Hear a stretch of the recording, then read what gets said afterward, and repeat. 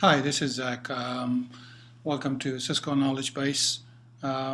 Today, I wanted to talk about a topic that we all felt that we've been seeing in the field, and then break it down. So be more configurable constraint to it.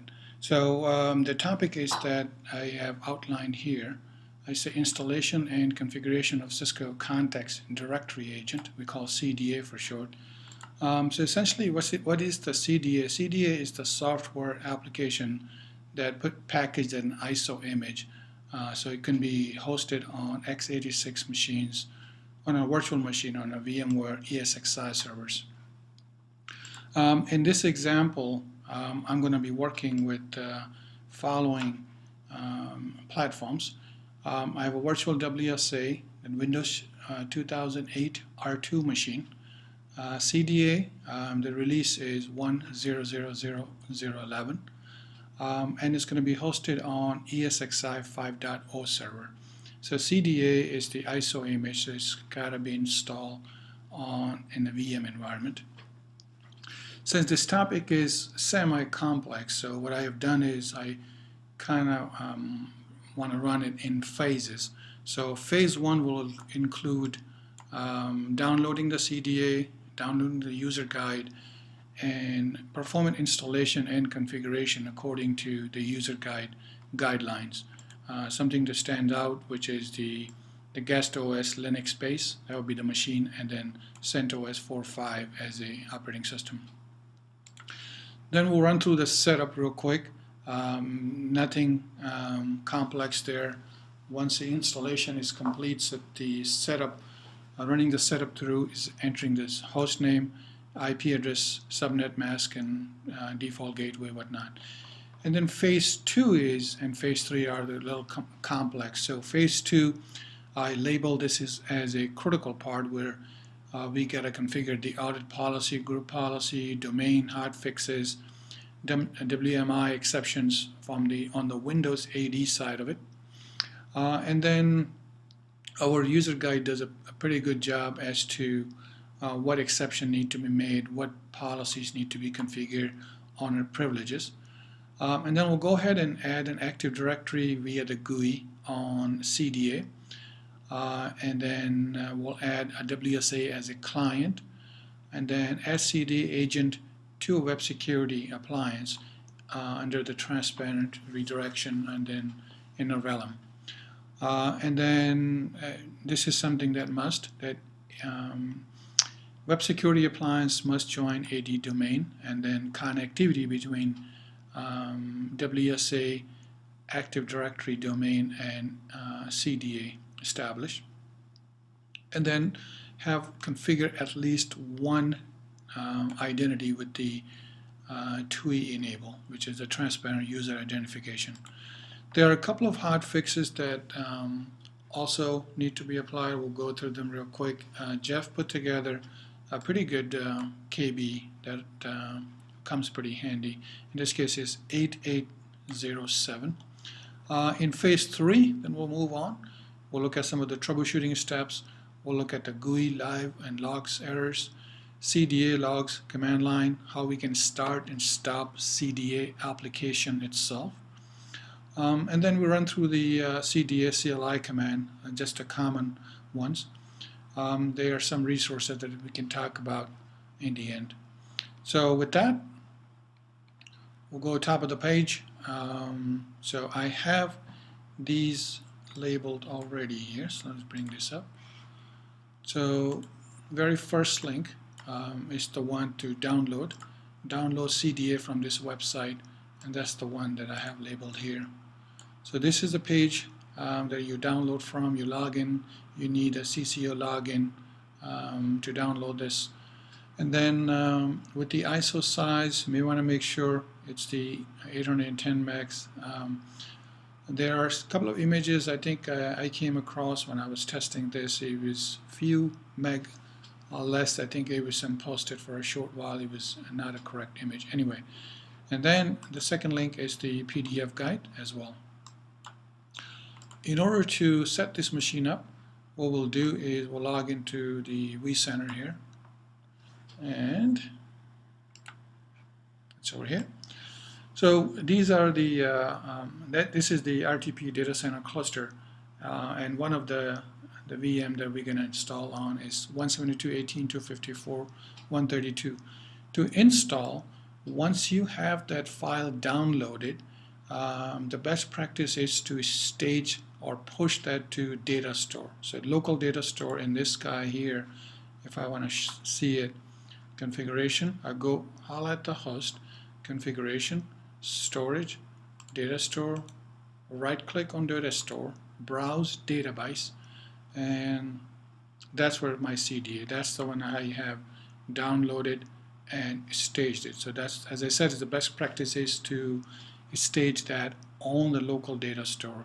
It could be iSCSI, Fiber Channel, NFS, but put them on the data store as opposed to booting off of the floppy or drive. So to begin with, we'll create a virtual machine, call new virtual machine, and screen challenge. We'll usually take the typical, say next. We'll call it the CDA virtual VM, and this is the one is showing which cluster is going to, and this is the data store. By default it picks it up, so that's where it's important. Now before we do that, you may want to look at the user guide, and this is on page 22. As you see in here, it talks about if you're installing CDA VMware, make sure your guest OS is Linux, and then CentOS is 4/532-bit. So misconfig can cause some performance issues. So this is a very good reference. Stick to the guide, and that's what we'll do. Linux is my guest operating system, and the version I'm going to use is CentOS 4/530, and this is 32-bit. Then we'll click next. Just take to the default. This is the size of the disk. So since my data store is running low, as you see, the available is 13.9. I will hard code it to 8 and make it a thin provision, which would be less intense. Just a summary that displays here. We'll do edit, continue. Here we want to click on the DVD drive, in this case where to boot off of. So a couple of things we want to do. We'll click the data store and browse to my image on the data store locally. In this case is CDA right here. We say this is an ISO image. As you can see, we say OK, say connect the power on, and finish. Once this is completed, then it's going to come back and give me a host here, CDA VM. That's the virtual machine we just created. So we do a right click on it, we do an open console,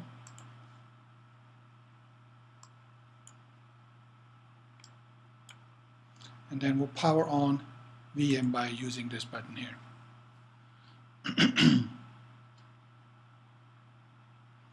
So this is very important screen here. So the very first screen that you will get is that one with the CDA installation keyboard, monitor, or serial console, and there's a couple of other options. We always want to pick one. So we always want to pick one with the CDA installation keyboard and monitor. So just keep that in mind, option 1 once you boot, and stage that to local data store. I'm not going to reboot, so just wanted to show you the process to go ahead and then how to create that machine. Once this boot up, it's going to bring you into the setup screen. So in the setup screen, so let's exit out of here.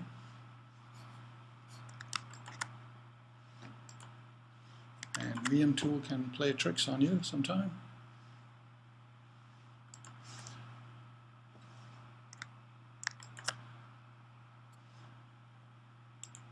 Okay, so just because of the memory and then what I have on the disk space, so we'll power this off.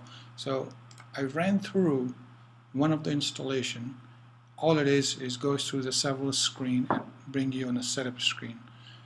Once that's complete, what it requires is to enter these parameters: server name, host name, IP address. You want to use subnet mask, default gateway, DNS. You can configure multiple DNS. So let's log into the command line, and then we'll look at it exactly what entails.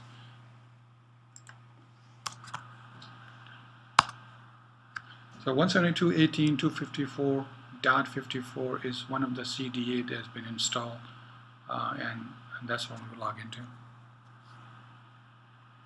A little slow because of the memory.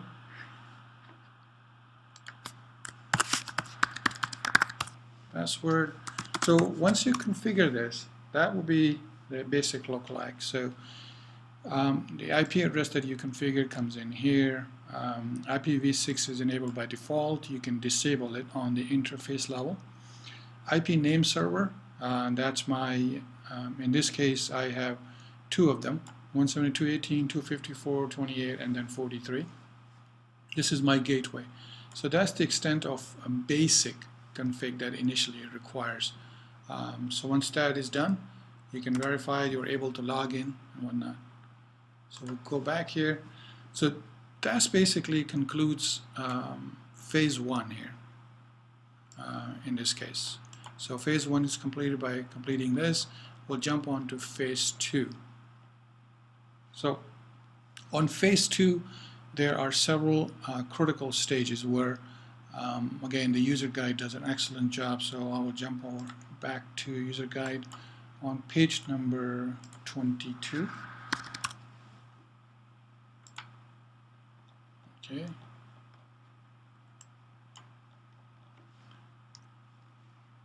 Let's see, actually 19, not reading my own notes. So 19 through 22. So this is very briefly Windows firewall exceptions, what need to happen, a list of ports, what need to open between the AD, between the CDA and Active Directory servers, and then our port. Active Directory requirements, so these are very good read. And then some of the hot patches that is got to be in there from Microsoft before you can install. And then here is the part that you gotta read end to end. Configuring Cisco CDA to communicate with AD domain. So step 1 through, there are several steps that requires and it covers mostly the critical pieces were configuring audit policy, group policy, domain hotfixes, WMI, firewall exceptions. So in the lab environment, if you are testing, if you disable firewalls, private, public, and whatever firewalls on the AD side of it, that should do the trick as well, but in the production that may not be the option. So again, this is, I cannot stress enough, this is very important to read and comply pretty much all these. When this is done, there's a couple of more fixes we'll talk about, but let's go the CDA that I've installed, show you how to add an Active Directory domain in the CDA via GUI and add a client and whatnot. Run through these steps here. So this is a CDA that we created, we logged in here. As you see, I have multiple Active Directory 172.18.254.138. I'm using IP addresses for lab, and I have a couple of virtual WSA that are also included. So in order to add it, let's pick one, and then we'll take this one out. We'll add this one back.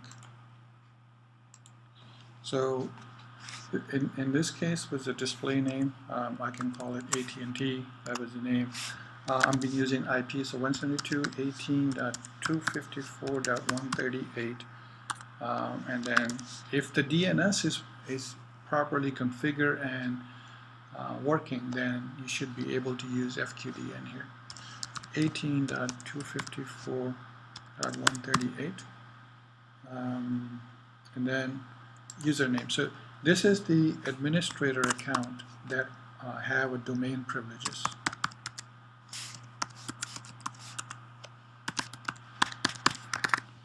And then password, admin password that is. So it goes through the cycle and then changes color after the communication is done. Same thing over here. For adding a client will be the exact same way.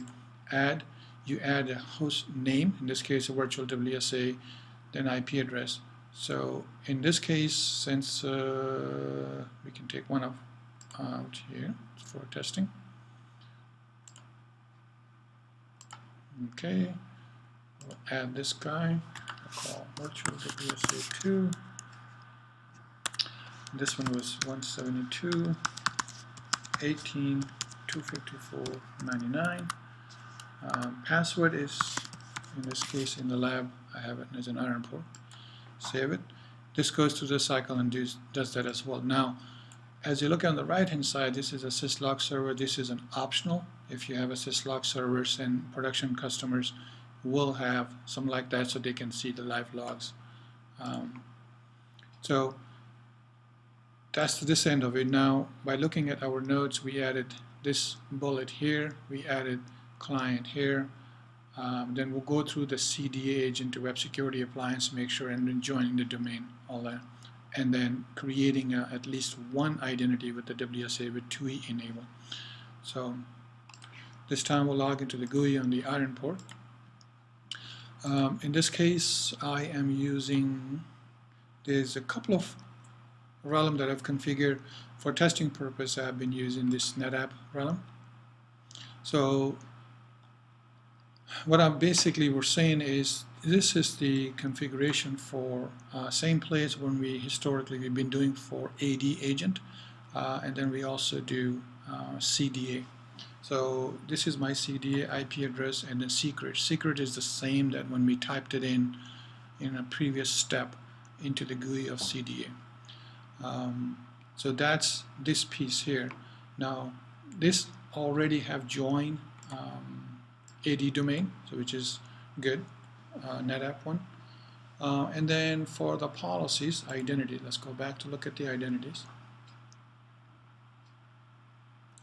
A little slow.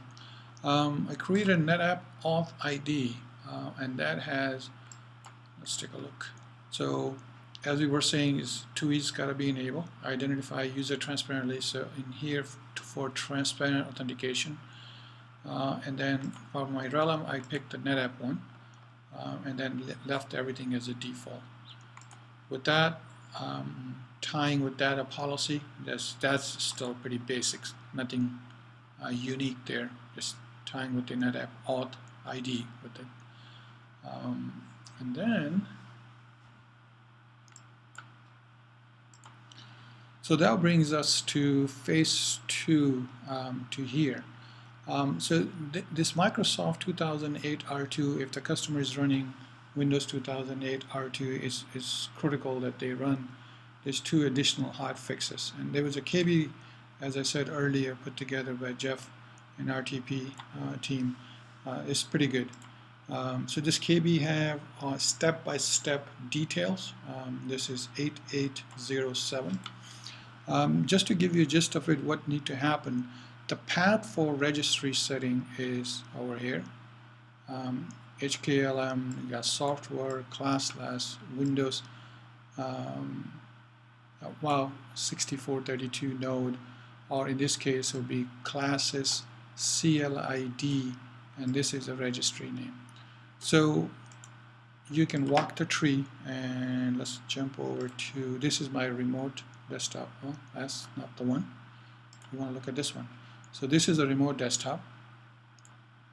In here, I have logged in. It's not it.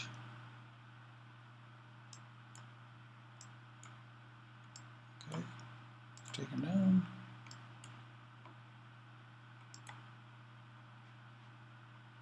Let's run through it. So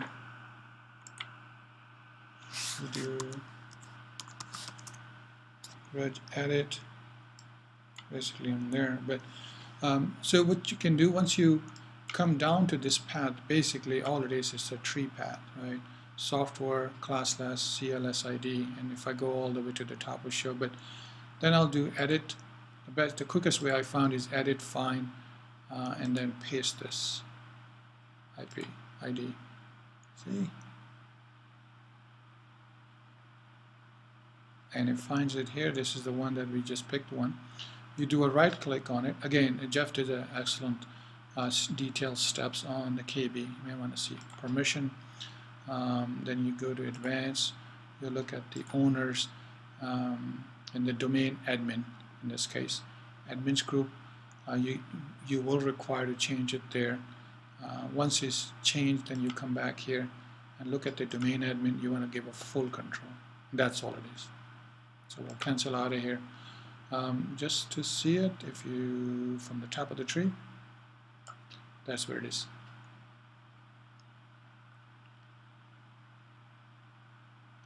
Hotkey, software, classless, CLSID, and whatnot. Pretty straightforward. Once this is done, what you want to do is you want to send some traffic. Well, there's several ways to test this. Before we test, let's make sure we covered these phase 2. That would be a good thing to do. So yeah, that was the last fixes. Now, in phase 2, the reason I label this critical, because I've seen it even in my test. If this is not applied, or WMI or firewall exceptions are not created properly, the communication breakdown between CDA and AD will occur, and that will, in turn, it will fail, so it will not work. So that's why it is important to make sure that happens. So with that, let's we can start testing some of the connectivity on phase 3. So with phase 3, the config part is all done. Then we'll look at the GUI and the live log on the error. There's a CDA CLI command that was introduced, and that is show logging application CDA tail, and that gives us a live communication. We can do a stop and start CDA as needed, which is application stop CDA, application start CDA. That will logs out your connections. And then command lines. I think we can run through this. The other resources, we'll talk about it once we're done. So let's look at the CDA.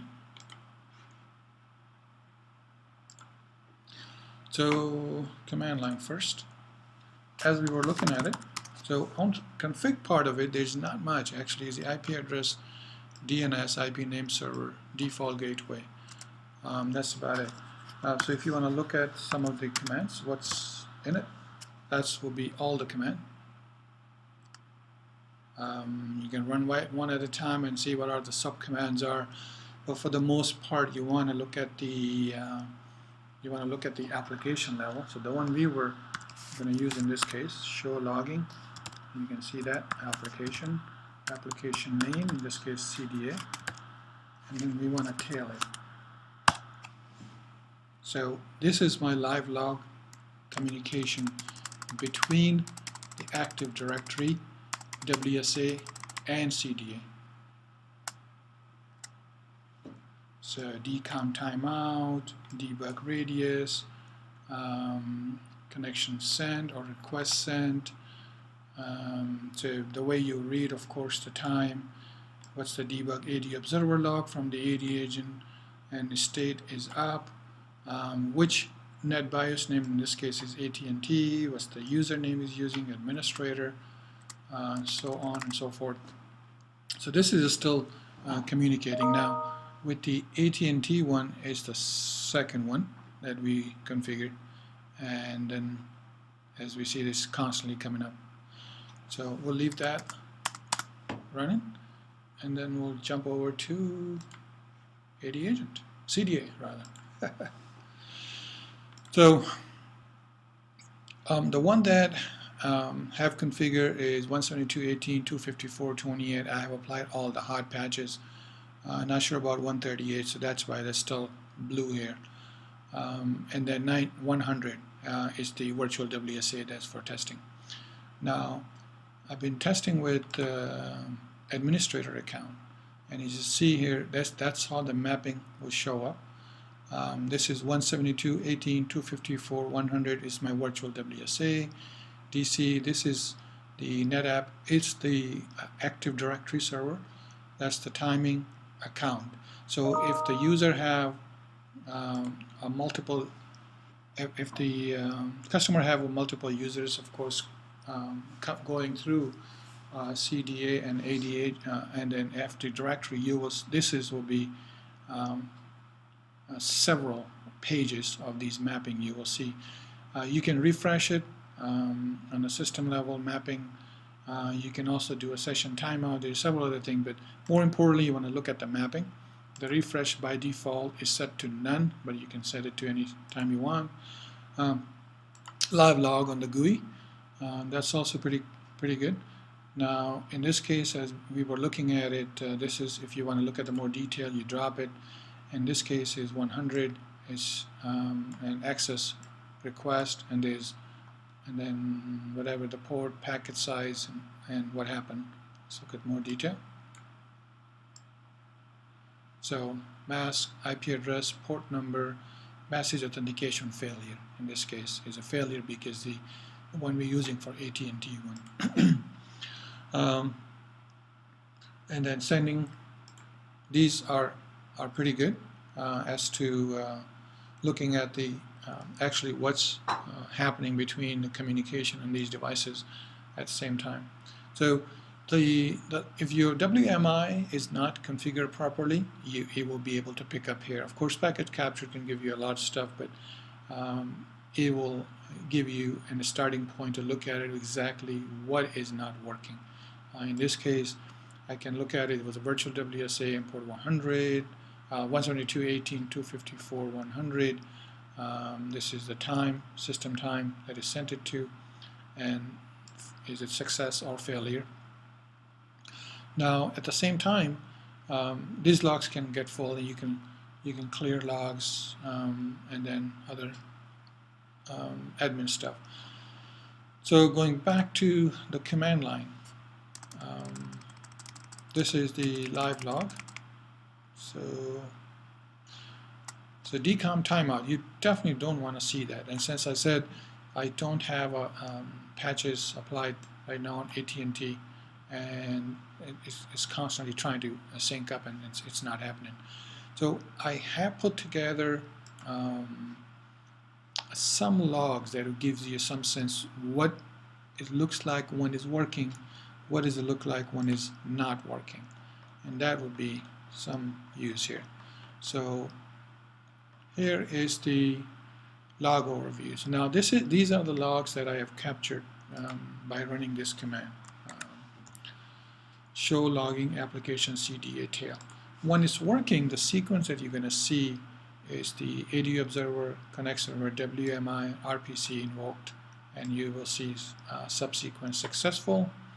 You will see a notification request dispatch, and more importantly, connection established to domain control. You will have an IP address, you have a DC name, in this case is a NetApp. You also will have a NetBIOS name. In my lab, I have all it the same. And then my account name that I'll be testing with the administrator. Or you could create any account on the Active Directory server and test it out that way. Once this sequencer occurred, then you will see the new login event retrieved. And that's the good news. Meaning DC just a CDA found this, and then this is my Active Directory DC domain controller 172.18.254.28, and then the name of his NetApp, so on and so forth. It gives you a lot of other details when he creates the account. That's how I join on the AD side of it. So this is something that you want to see in a sequence when it's working. Conversely, when it's not working, you will see the inquiry goes out and it's try to connect to it, sending domain controller. Then you see a decom timeout. So in many testing so far, and even though you can say which account is trying to come in or connect as, this is administrator, same server when he was failing, If you have patches are not applied, WMI is not configured right, hot fixes are not applied, so it could be a number of things. You will see that. Then you see the drop, machine account, authentication event, and you see authentication failures. And then over and over, it will resync. It will say sending, then it will say timed out, sending and timeout. I'm not sure if I captured the sending one, but you'll be something like, let's see, find the sending one here.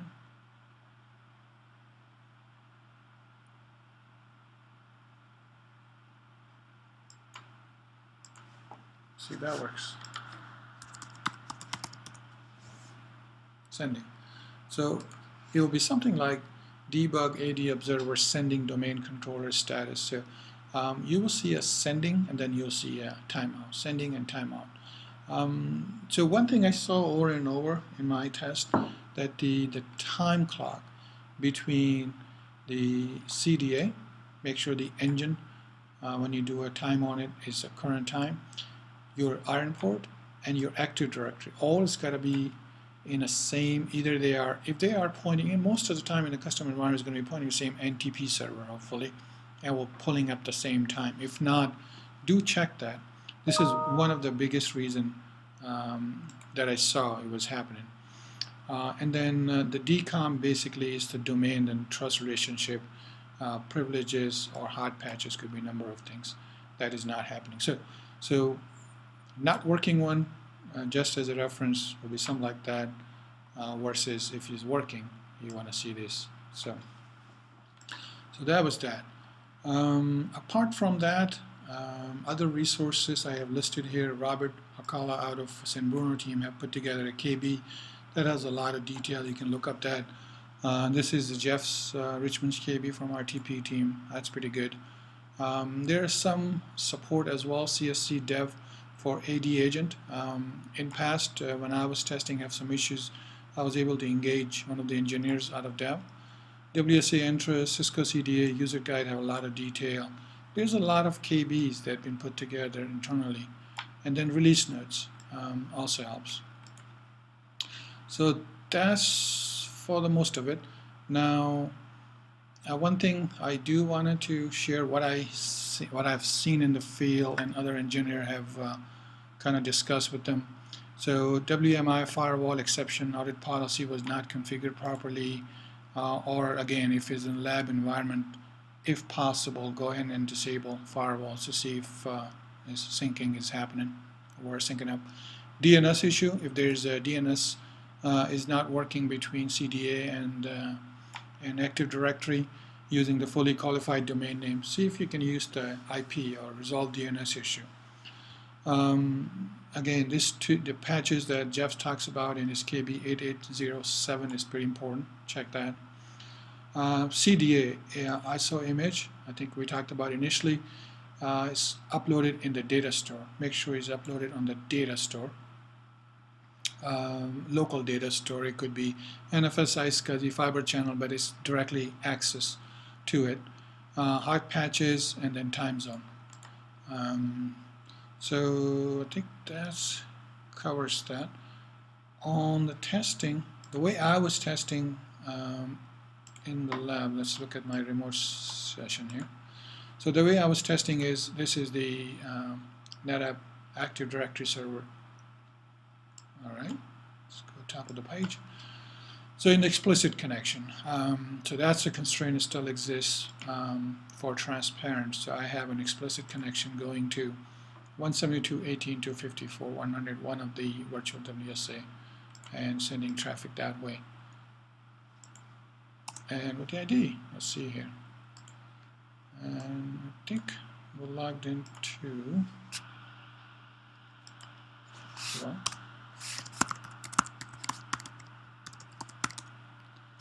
so that's the Yahoo traffic coming in. It gives you some idea too. If you look at here, this is a NetApp domain administrator. That's working okay. And then in this case, it was my NetApp auth ID that I created and NetApp access policy. Everything else is pretty standard what we do today. With that, I think that brings us to review, which is just briefly what we talked about it. We downloaded in CDA ISO user guide, created a virtual machine, power on CDA. Once we power on, option 1 is always the right one. And then run through the setup, giving the default gateway, hostname, IP address, basic stuff. Creating Active Directory firewall exception, hot patches, as we talked about in phase 2. Testing and troubleshooting. If you are in doubt that if you missed out the step or didn't do it right, you can always remove the client, which is the WSA on CDA or AD domain. You can always add them while you are testing.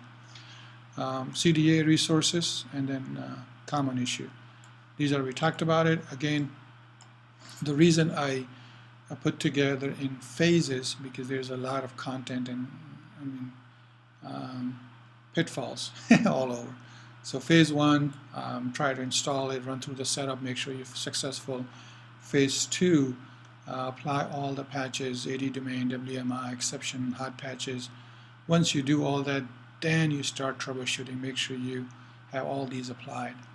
Once you start troubleshooting, and then if you still have an issue, look at some of the internal KBs, engage some other resources and whatnot.